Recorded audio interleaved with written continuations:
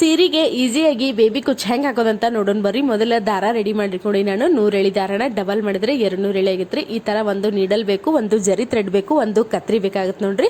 ಈಗ ನೀಡಲಿಂದ ನಾನು ಸೀರೆಗೆ ಒಂದು ಹೋಲ್ ಮಾಡಿಕೊಂಡು ಆಮೇಲೆ ನಾನು ದಾರ ಏನು ರೆಡಿ ಮಾಡಿ ಇಟ್ಕೊಂಡಿದ್ದೆಲ್ರಿ ಅದನ್ನು ಈಗ ಹಿಂದ್ಗಡೆಯಿಂದ ತೊಗೊಂಬಂದು ಈ ಜರಿ ಥ್ರೆಡ್ನ ಸೂಜಿಗೆ ಹಾಕಿ ಗಂಟು ಹಾಕಿ ಇಟ್ಕೊಂಡಿದ್ದೆ ನಾನು 2 ಎಳೆ ಮಾಡಿ. ಈಗ ಹಿಂದಿಂದ ತೊಗೊಂಬಂದು ಗಂಟು ಹಾಕೊಂಡು ನೋಡ್ರಿ ಈ ಥರ ನಾಟ್ ಹಾಕುವಂತ ಬರೋದ್ರಿ. ನಾನು ಈ ಥರನ 4 ಸುತ್ತು ಮಾಡ್ಕೊಂಡಿದ್ದೇನೆ. ಟೈಟಾಗಿ ಎಳಿಬೇಕ್ರಿ. ಈ ಥರ ಕುಚ್ಚು ಗಟ್ಟಿಯಾಗಿ ಕುತ್ಕೊಂಡುತ್ತೆ.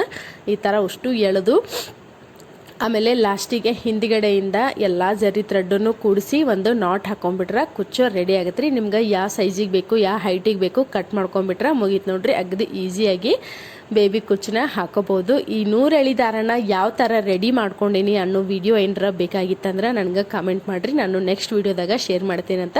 ನನ್ನ ವಿಡಿಯೋ ನಿಮ್ಗೆ ಇಷ್ಟ ಆಗಿತ್ತಂದ್ರೆ ಲೈಕ್ ಮಾಡೋದನ್ನು ಮರಿಬೇಡ್ರಿ.